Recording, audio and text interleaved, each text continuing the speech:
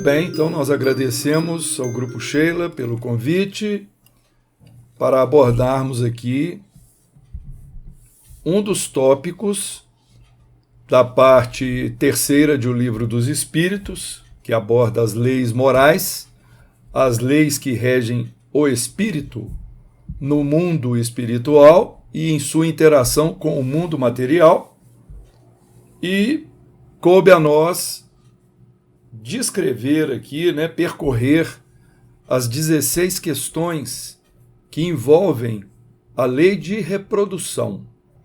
Nós vamos seguir uma a uma as questões de O Livro dos Espíritos com pequenos comentários, e felizmente o grupo também incluiu nesse programa um tópico que está na parte segunda, que é a parte do mundo espírita ou mundo dos espíritos, que fala da volta do espírito ao mundo material e vai tratar a questão do aborto. São apenas 4 questões de O Livro dos Espíritos, mas são tópicos muito importantes que nós devemos, sempre que possível, retomar e conversar, e discutir e refletir a respeito dessas questões. Inclusive, ontem nós estivemos presencialmente no Grupo Sheila, quando fizemos um estudo sobre o capítulo 12 da obra Missionários da Luz, que é um dos capítulos que começa a tratar a questão da reencarnação do Segismundo, onde a gente é um jardim florido, a gente colhe uma série de aprendizados maravilhosos nesse capítulo, e é interessante como as obras da codificação e as obras complementares, as obras subsidiárias, como é o caso do Missionários da Luz, aqui já agora no Brasil, pelo Chico Xavier, nos ajudam a cobrir o tema de uma forma assim, bastante plena, detalhada, profunda. As obras que vieram através do Chico Xavier, ao contrário, já fazem aprofundamentos em muitas questões, e isso nós temos a felicidade de poder ter acesso, estudar, etc.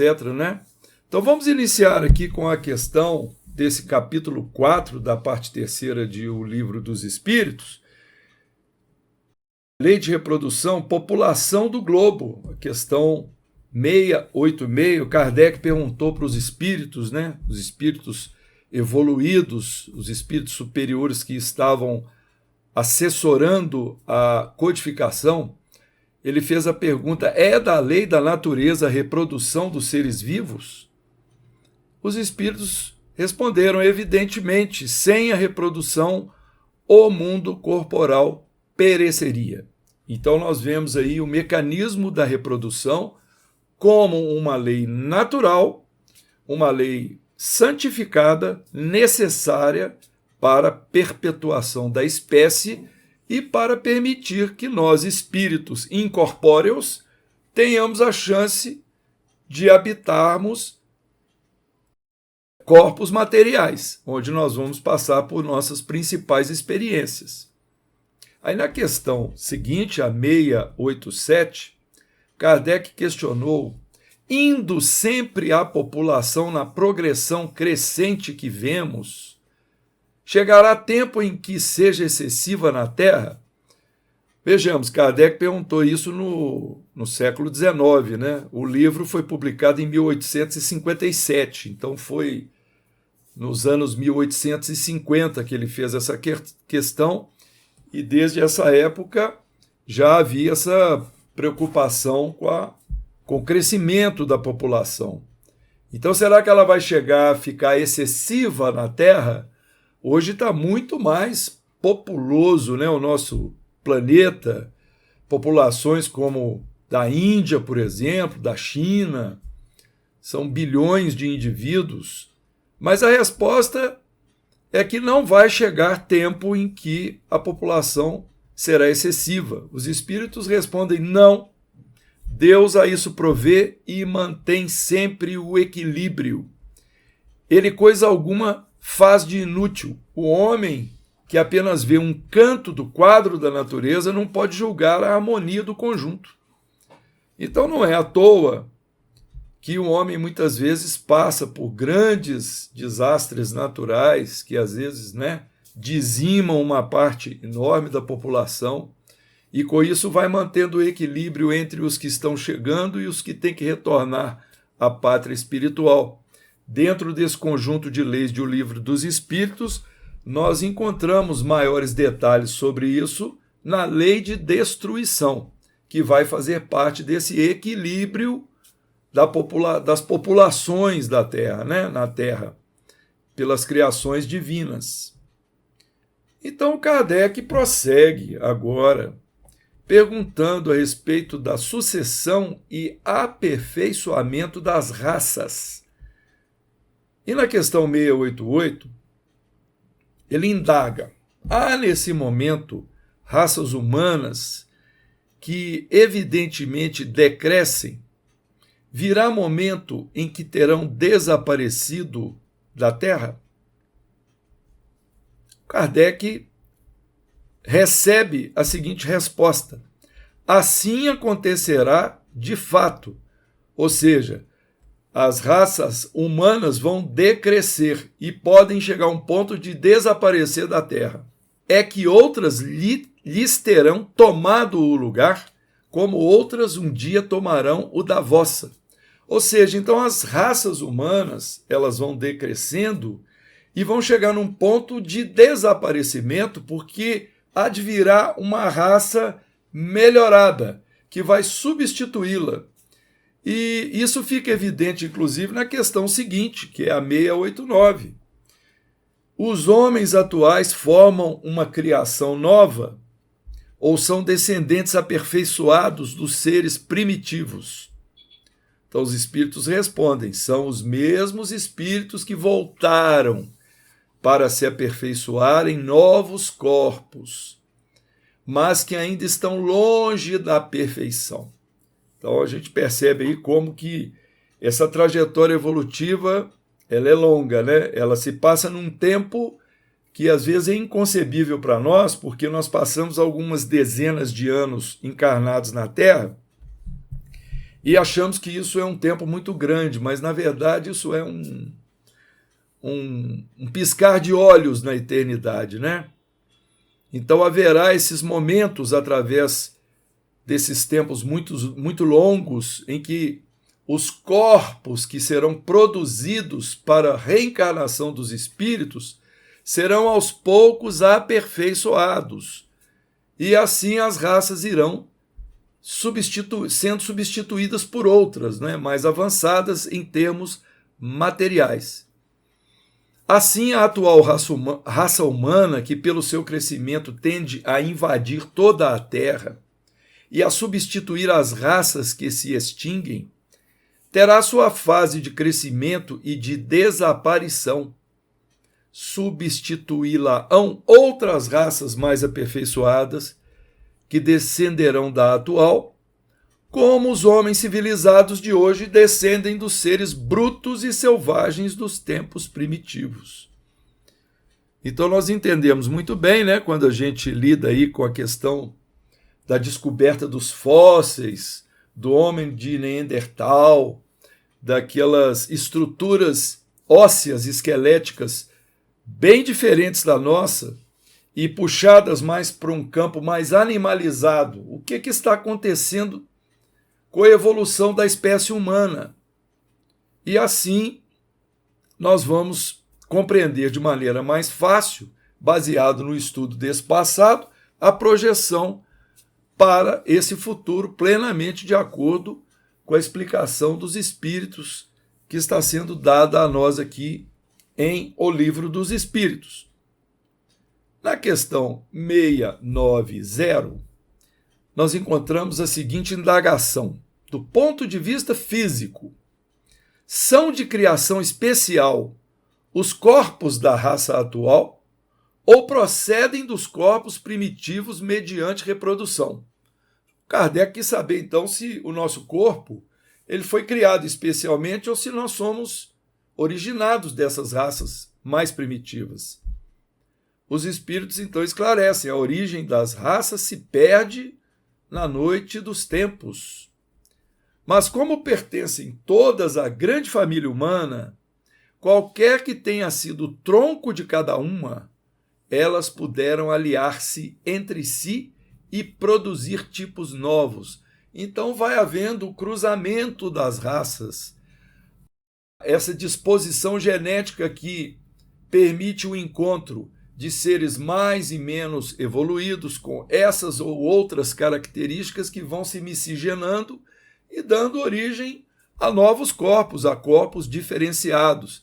Isso tudo está no campo de matéria, que tem uma importância muito grande para nós em termos evolutivos e muito pouca importância nos aspectos preconceituosos, né? De raça de tal país ou de cor de pele, isso pouco importa. Nós ficamos realmente imaginando como que os espíritos mais evoluídos encaram essas questões do preconceito como sendo realmente movimentos de muita ignorância ainda do espírito humano em termos de sua própria evolução. Por quê? Porque o olhar nosso é sempre mais voltado para a questão material e menos para as questões espirituais. No geral, é assim que acontece em praticamente toda a parte da humanidade. Apenas alguns, né, se dedicam mais ao estudo e ao entendimento mais profundo do que seja essa vida espiritual. Vamos para a questão 691. Qual, do ponto de vista físico, o caráter distintivo e dominante das raças primitivas? Resposta: desenvolvimento da força bruta, à custa da força intelectual. Então, essa é a característica do homem primitivo, um homem que habitou o nosso planeta, do qual nós temos informações, né, pelos estudos, como dissemos, de fósseis do nosso passado. Os espíritos prosseguem respondendo assim: agora dá-se o contrário. O homem faz mais pela inteligência do que pela força do corpo. Todavia, faz 100 vezes mais, porque soube tirar proveito das forças da natureza, o que não conseguem os animais. Então, à medida que o homem evolui em capacidade intelectiva, cognitiva, raciocínio, desenvolvimento, planejamento das coisas, a engenharia, né, das cidades onde nós habitamos, a possibilidade de termos iluminação, higiene canalizada, construções que acolhem diversos seres humanos numa área pequena, com divisões lá de habitações para cada família. Quer dizer, tudo isso, coisa que se desenvolveu, né? Quando a gente pensa que, quando, por exemplo, né, nos Estados Unidos se desenvolveu o primeiro automóvel, os primeiros automóveis, não haviam estradas, não havia asfalto, não havia pavimentação, não havia ligação interna no país para ligar um estado a outro. Então fizeram o veículo e não tinha para onde ele ir. Então isso faz com que o homem comece a desenvolver ainda mais, né, os seus desafios, a sua inteligência para poder criar essas situações do desenvolvimento. Assim como, por exemplo, houve uma época que a América do Norte, muito desenvolvida, estava isolada da Europa, muito desenvolvida para aquela época, porque não havia comunicação à distância. Então houve necessidade, né? O homem desenvolveu o primeiro telégrafo. E a gente que gosta de assistir documentário na TV, muitas vezes a gente não para pensar como é que as coisas aconteceram. Nós ficamos perplexos ao ver que realmente tiveram de passar um cabo submarino ligando a Europa aos Estados Unidos para poder ter a primeira mensagem de telégrafo com código Morse.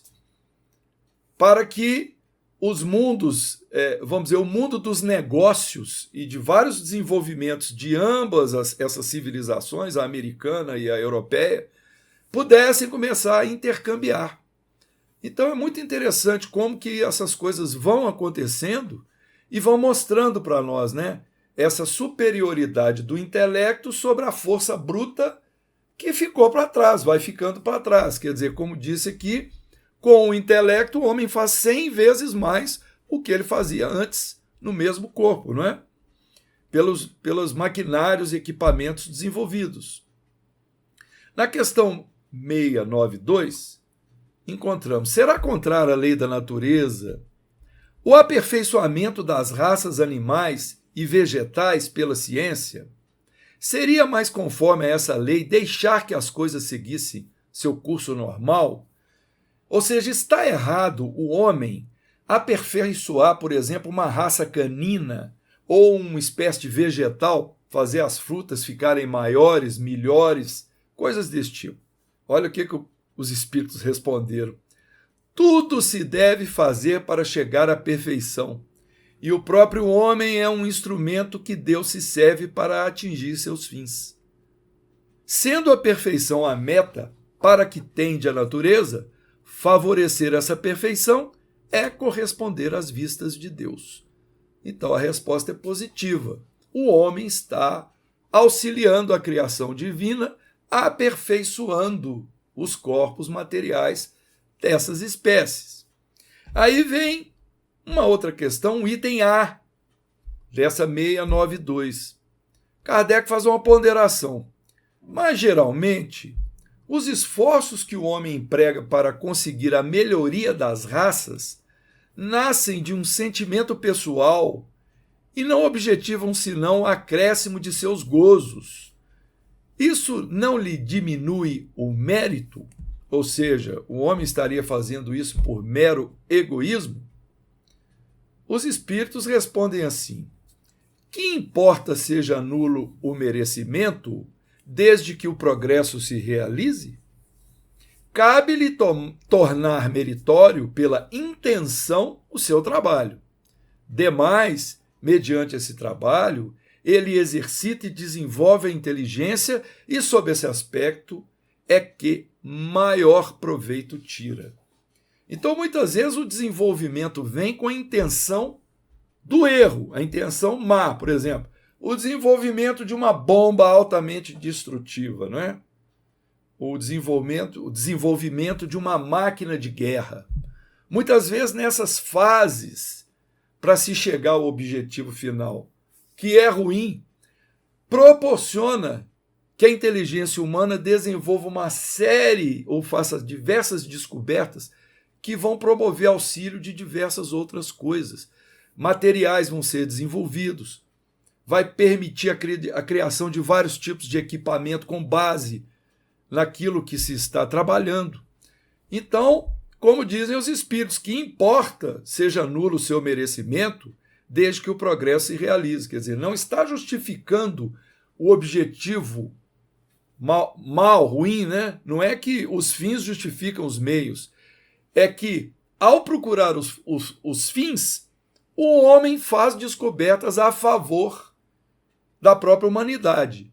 E cada um vai ter que arcar com as consequências daquilo, né, das intenções, como disse, que teve durante o trabalho. Quando a intenção é boa, mérito total. Quando é ruim, apesar de que deixou legados bons, parciais pelo menos, ou as pessoas envolvidas terão que arcar, né, com seus resgates de acordo com os crimes que tiverem cometido diante da lei divina. Vamos falar agora dos obstáculos à reprodução. Questão 693. São contrários à lei da natureza as leis e os costumes humanos que têm por fim ou por efeito criar obstáculos à reprodução? Os espíritos falam assim, tudo que embaraça a natureza em sua marcha é contrário à lei geral. Então foi uma resposta muito genérica, não é? Kardec houve por bem, e ainda bem, fazer uma pergunta complementar. Entretanto, há espécies de seres vivos, animais e plantas, cuja reprodução indefinida seria nociva a outras espécies e das quais o próprio homem acabaria por ser vítima. Pratica ele ato repreensível impedindo essa reprodução? Os espíritos respondem: Deus concedeu ao homem, sobre todos os seres vivos, um poder de que ele deve usar sem abusar. Pode, pois, regular a produção de acordo com as necessidades. A ação inteligente do homem é um contrapeso que Deus dispôs para restabelecer o equilíbrio entre as forças da natureza, e é ainda isso que o distingue dos animais, porque ele obra com conhecimento de causa. Mas os mesmos animais também concorrem para a existência desse equilíbrio, porquanto o instinto de destruição que lhes foi dado faz com que, provendo a própria conservação, obstem ao desenvolvimento excessivo, quiçá perigoso, das espécies animais e vegetais de que se alimentam. Então, quando o homem atua para conter ou destruir certas espécies para ajudar a manter o equilíbrio das coisas, ele está agindo dentro dos parâmetros considerados aceitáveis de acordo com as leis humanas. Assim, por exemplo, que a gente sabe que no Canadá há um período lá de grande reprodução lá dos alces, né, desses animais que não existem aqui no Brasil, e eles liberam a caça. Então é uma caça que se torna esportiva para o homem, às vezes ela é para fins de alimentação, porque alguns vão usufruir daquele corpo material para se alimentarem, mas com isso acabam promovendo o equilíbrio para que os animais não se reproduzam a um número que comece a trazer doenças e destruições para a humanidade. Então, quando a gente vê aí um vídeo em que um grupo de leões lá, né? As leoas vão lá, atacam uma zebra e destroem a zebra, a gente fica chocado, né? Com aquele pulo na jugular aqui, vai lá destruir, matar o animal. Mas isso é um instinto que já vem de acordo com a lei divina, para poder dar esse equilíbrio, quer dizer, uns vão se alimentar dos outros, né? Uns corpos se alimentando de outros corpos, seguindo aquilo que foi projetado pela engenharia divina para essas espécies. Então, em tudo há o equilíbrio e a justiça de Deus. 694. Que se deve pensar dos usos cujo efeito consiste em obstar a reprodução para a satisfação da sensualidade. Então, evitar ter o filho com intuito de prazer sexual. Isso prova, resposta, a predominância do corpo sobre a alma e quanto o homem é material. Então, a resposta é objetiva, não é? Simplesmente material. Quando há intenção de não haver reprodução, para manter apenas as questões da sensualidade. Aí o Kardec começa a fazer perguntas a respeito do casamento e do celibato. E a primeira pergunta foi construída assim, 695. Será contrário à lei da natureza o casamento, isto é, a união permanente de dois seres? Um colega me chamou atenção para essa pergunta, porque não foi perguntado a união permanente de homem e mulher. Falou união permanente de dois seres. Então parece que desde aquela época já houve aqui uma questão estruturada sem haver preconceito, que houvessem uniões que não fosse apenas de homem e mulher. Homem com homem, mulher com mulher, que é o que nós estamos vivenciando hoje. E a resposta foi: é um progresso na marcha da humanidade. Por quê? Não se vê apenas a reprodução da espécie. Se vê vários outros fatores do desenvolvimento dos sentimentos, da construção de um lar, da possibilidade de dar criação para crianças, de dar educação, etc. Então não há maldade nesse aspecto quando visto sob as luzes espirituais. Então nós temos que combater, né, o nosso preconceito, e muitas vezes esse preconceito vem de gerações passadas e vai se propagando até chegar num ponto que o próprio desenvolvimento da civilização começa a dar um basta nisso aí. E as coisas começam a ser mais naturais, não é? Precisamos em tudo enxergar, lógico, a forma correta de agir de acordo com a ética, com a moral, com a gentileza, com a educação e vai por aí afora. Pergunta seguinte: que efeito teria sobre a sociedade humana a abolição do casamento? Os espíritos respondem o seguinte: seria uma regressão à vida dos animais. Ou seja, para a espécie humana é importante a união de dois seres. É importante a vida comum, a construção de um lar e o desenvolvimento dessa vida comum em vários aspectos. O Kardec põe então um comentário: o estado de natureza é o da união livre e fortuita dos sexos. O casamento constitui um dos primeiros atos de progresso nas sociedades humanas, porque estabelece a solidariedade fraterna e se observa entre todos os povos, se bem que em condições diversas.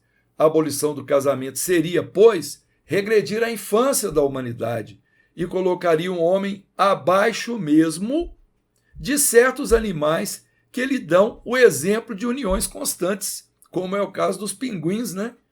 Os pinguins, aí os documentários sobre os pinguins são muito bonitos, porque eles escolhem, né, o parceiro, a parceira e pronto, e ficam ali a vida inteira, os dois se unindo, né, os dois vivendo juntos. Então aqui está mostrando a importância, né, dizendo que uma união fortuita de sexos ela não constituiria progresso para o ser humano. A humanidade, né, nós precisamos compreender a importância desse tipo de relação e a sua preservação. 697. Está na lei da natureza ou somente na lei humana a indissolubilidade do casamento? A indissolubilidade absoluta do casamento? Corrigindo a minha leitura? Os espíritos respondem: é uma lei humana muito contrária à da natureza, mas os homens podem modificar suas leis, só as da natureza são imutáveis. Então, a lei de indissolubilidade absoluta do casamento não é uma lei natural. As uniões podem se desfazer. Então, seria uma lei contrária à lei da natureza. Então, a proibir a separação, como a igreja fez em tempos passados, com punições severas, né, de afastamento da sociedade, de situações vexatórias, de proibição de frequência a templos, tudo isso não tem sentido mais. Naturalmente, não é algo que se tende a promover, ou seja, não se trata de facilitar a separação dos casais, mas apenas que muitas vezes duas pessoas que estão vivendo juntas, elas estão mais sofrendo e mais regredindo do que conseguindo o seu adiantamento. Então, é uma questão um pouco mais complexa de ser discutida e complicada, mereceria um estudo só a respeito disso. Nós estamos aqui apenas focalizando essa questão, onde os espíritos dizem que seria uma lei contrária da natureza não poder dissolver o casamento. E na questão seguinte começa a falar de celibato. O celibato voluntário representa um estado de perfeição meritório aos olhos de Deus? Claro que esse celibato muitas vezes acontece entre os religiosos, mas há pessoas que são celibatárias voluntariamente. Nós mesmos conhecemos algumas. Então a resposta à pergunta, repetindo, é se esse celibato voluntário é um estado de perfeição, se ele tem méritos, a resposta é não. E os que vivem assim por egoísmo desagradam a Deus e enganam o mundo. Então aí nós começamos a perceber uma questão da intenção da pessoa que está sendo celibatária. A questão seguinte ajuda a gente a compreender melhor. Da parte de certas pessoas, o celibato não será um sacrifício que fazem com o fim de se votarem de modo mais completo ao serviço da humanidade? Aos espíritos respondem: isso é muito diferente. Eu disse por egoísmo, na questão anterior. Todo sacrifício pessoal é meritório, quando feito para o bem. Quanto maior o sacrifício, tanto maior o mérito. Então, podemos dar um pequeno exemplo, né? Vamos supor um pai de família que ele, para dedicar-se melhor aos filhos, que estão com necessidade de sua atenção, ele evita relacionamentos para não distrair a sua atenção. É um exemplo que me veio à mente aqui. Pode ter, naturalmente, várias outras formas de ilustrar essa questão. Então, quando há um sacrifício meritório, esse celibato, ele constitui um mérito.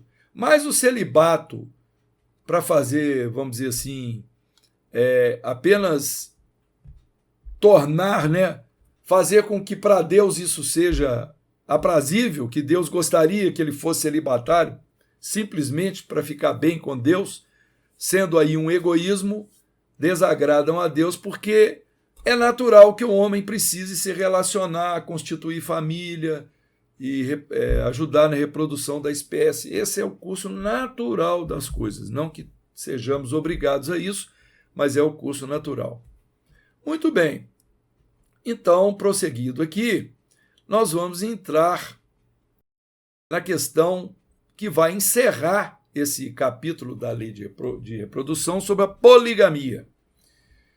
700. A igualdade numérica que mais ou menos existe entre os sexos constitui indício da proporção em que devam unir-se, ou seja, o número de sexo masculino igual ao número de sexo feminino? A resposta foi sim, porquanto tudo na natureza tem um fim. Então, os espíritos quiseram dizer que o número de homens e mulheres ser igual é exatamente para promover, ou parecido, o próximo, para promover essas questões que a natureza, a lei natural, tenta promover na preservação da espécie. Qual das duas, a poligamia ou a monogamia, é mais conforme à lei da natureza? Os espíritos explicam assim: a poligamia é lei humana cuja abolição marca um progresso social, ou seja, nós precisamos abolir a poligamia. Um homem com várias mulheres, uma mulher com vários homens. É isso que está dizendo. A intenção é que se tenha uma união estável, um com o outro, dois seres, e fazê-lo com intuito de preservação do lar e de dar chance à criação de filhos, etc. O casamento, segundo as vistas de Deus, tem que se fundar na afeição dos seres que se unem, não do homem e da mulher, dos seres.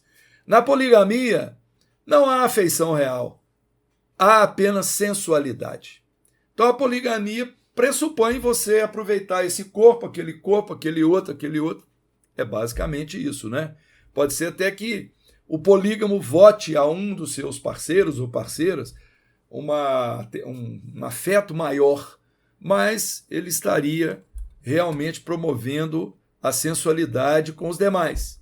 Se a poligamia fosse conforme a lei da natureza, devera ter possibilidade de tornar-se universal, o que seria materialmente impossível, dada a igualdade numérica dos sexos. Então, se todo mundo fosse ficar com todo mundo, quem que ia ser parceiro de quem, Ia começar a ter uma interseção aí desses grupos. Deve ser considerada como um uso ou legislação especial apropriada a certos costumes e que o aperfeiçoamento social fez que desaparecesse pouco a pouco. Agora nós vamos lá na parte 2, recuarmos a questão 357 para adentrarmos um pouco a respeito da questão do aborto. Que consequências tem para o espírito o aborto? Resposta: é uma existência nulificada e que terá de recomeçar. Ele quis dizer do espírito, que estava na erraticidade do campo espiritual. Para ele foi escolhido um corpo para se ligar, e o aborto fez com que ele se desligasse do corpo. Não estamos entrando no mérito de que tipo de aborto. Aborto natural, aborto provocado, aborto medicinal. Vamos entender apenas a resposta. Ele nulificou aquela existência, aquela vida, voltou para o campo espiritual. 358. Constitui crime a provocação do aborto em qualquer período da gestação? Resposta: há crime sempre que transgredis a lei de Deus. Uma mãe ou quem quer que seja cometerá crime sempre que tirar a vida a uma criança antes do seu nascimento, por isso que impede uma alma de passar pelas provas a que serviria de instrumento o corpo que se estava formando. Então, um aborto provocado com uma intenção ruim, não é? Porque a questão seguinte, eu vou até ler de uma vez, a questão seguinte é: dado o caso em que o nascimento da criança pusesse em perigo a vida da mãe dela, haverá crime em sacrificar-se a primeira para salvar a segunda? Aí a resposta é: preferível é que se sacrifique o ser que ainda não existe a sacrificar-se o que já existe. Então, se a vida da mãe está em risco com a gestação, o aborto não está contrário à lei de Deus. É preferível sacrificar o que está chegando e manter quem já está encarnado. Mas voltando na questão anterior, a questão do crime. O aborto feito muitas vezes para preservar a beleza, ou porque não queremos ter dificuldades adicionais na nossa vida, ou porque achamos que financeiramente não daremos conta do recado, e vai por aí afora, né? Cada um pode imaginar aí uma situação em que se optasse pelo aborto, né? Então, repetindo, uma mãe ou quem quer que seja, porque ele está também colocando a responsabilidade no pai, né? No parceiro ou na parceira, cometerá um crime se tirar a vida de uma criança antes do seu nascimento. Por quê? Porque vai impedir a alma de passar pelas provas que ela seria submetida naquele corpo. Quem assistiu a palestra que fizemos ontem, ou se quiserem, estudem o capítulo 12 de Missionários da Luz. Nós gravamos a palestra, se tiver corrido tudo bem, vamos disponibilizar ela também no nosso canal. Vai entender que o corpo ele é projetado no campo espiritual seguindo uma série de critérios que vão proporcionar ao espírito que vai reencarnar submeter-se às suas provas, desenvolver a sua existência, para que ele consiga méritos e consiga avançar no campo evolutivo. Então, o corpo não é uma coisa acidental da genética, não. A própria genética é uma engenharia divina para proporcionar, às vezes, um defeito que vai curar uma vaidade, um tumor que vai vir ali na frente, onde ele vai evacuar do perispírito um crime que ele cometeu no passado, vai sair pelo corpo físico. Então, tudo isso está de acordo com um mecanismo muito perfeito que Deus promoveu. Só que é difícil as pessoas que estão com essa tendência ao aborto compreenderem esses mecanismos divinos se não tiverem estudado a questão. Porque vão achar que é simplesmente um pedaço de carne que eu estou tirando ali do meu corpo. Estou me livrando daquilo. Acontece que há um espírito que está sendo preparado no campo espiritual para se ligar ao corpo e reencarnar.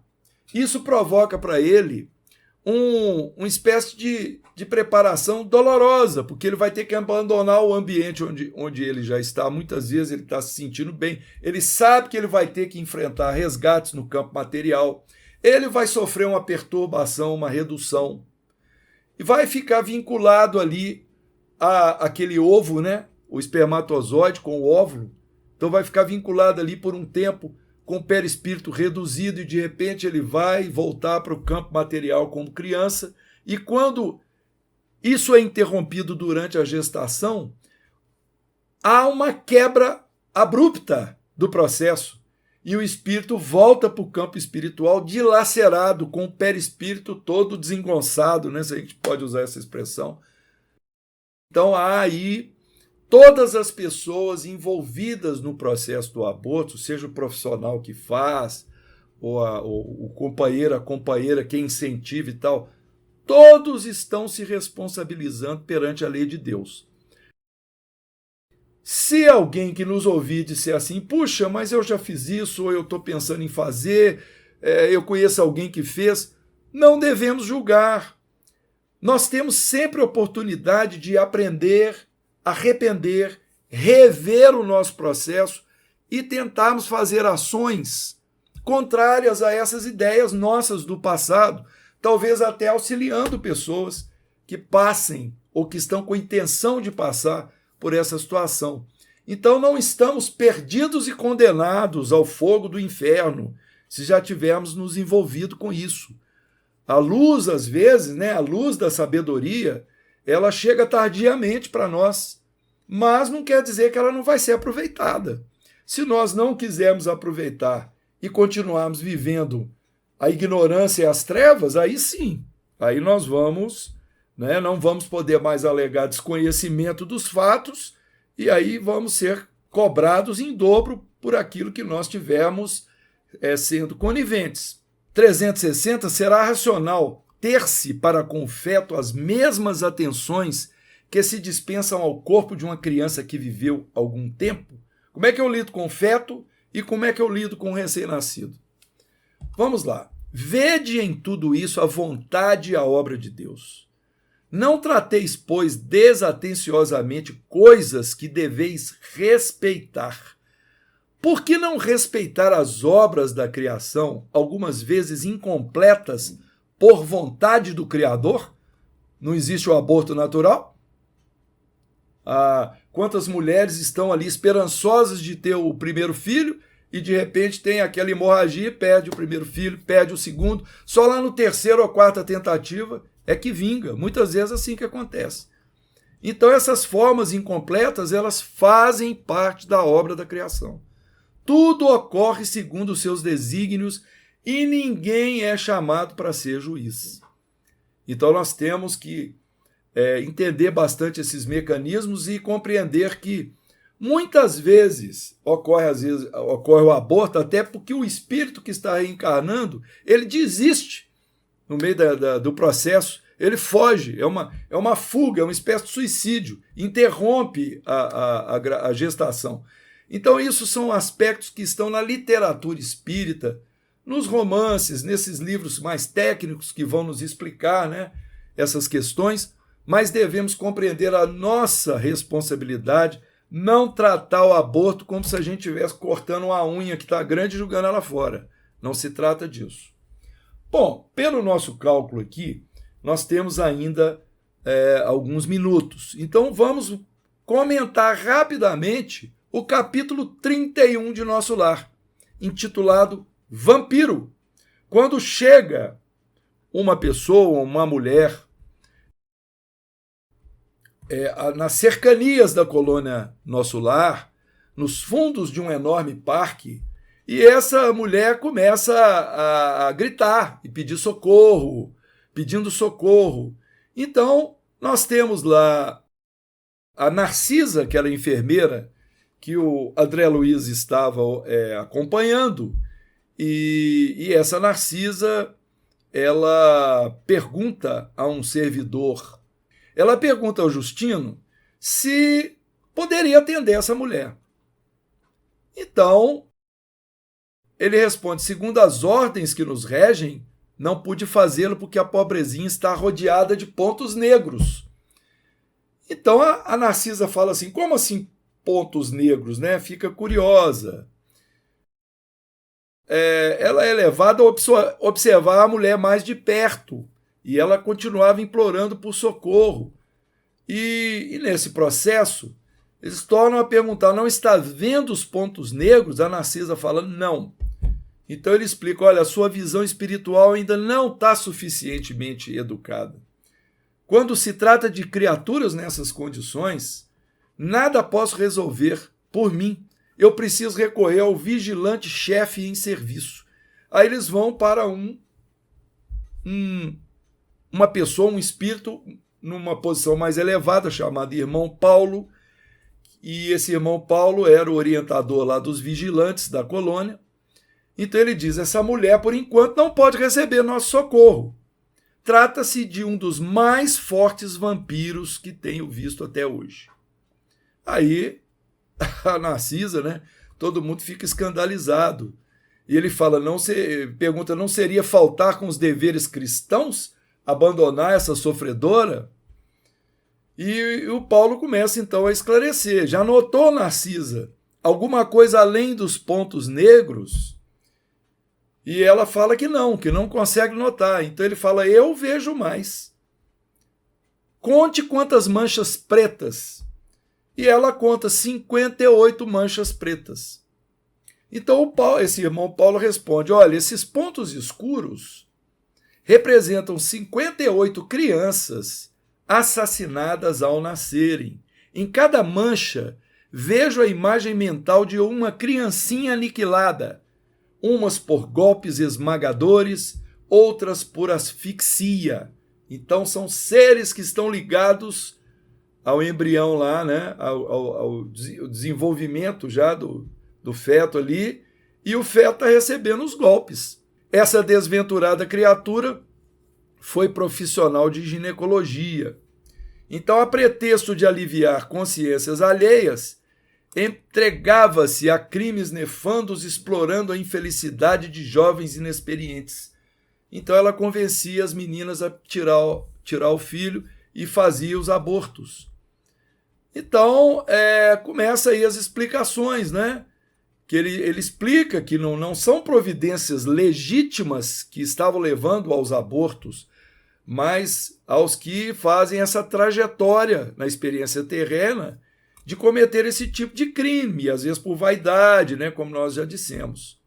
Então ele explica: nós todos somos espíritos endividados, mas essa criatura que está tentando entrar, se ela vier para aqui, ela só vai perturbar quem trabalha, porque ela tem muita hipocrisia. Então ele vai conversar com ela, com essa senhora que está do lado de fora. E pergunta para ela por que razão tantas vezes cortou a vida de entezinhos frágeis que iam à luta com a permissão de Deus. E ela, inquieta, faz uma cara muito feia para ele e responde assim: quem me atribui essa infâmia? Minha consciência está tranquila, canalha. Aí já começa a ofendê-lo, né?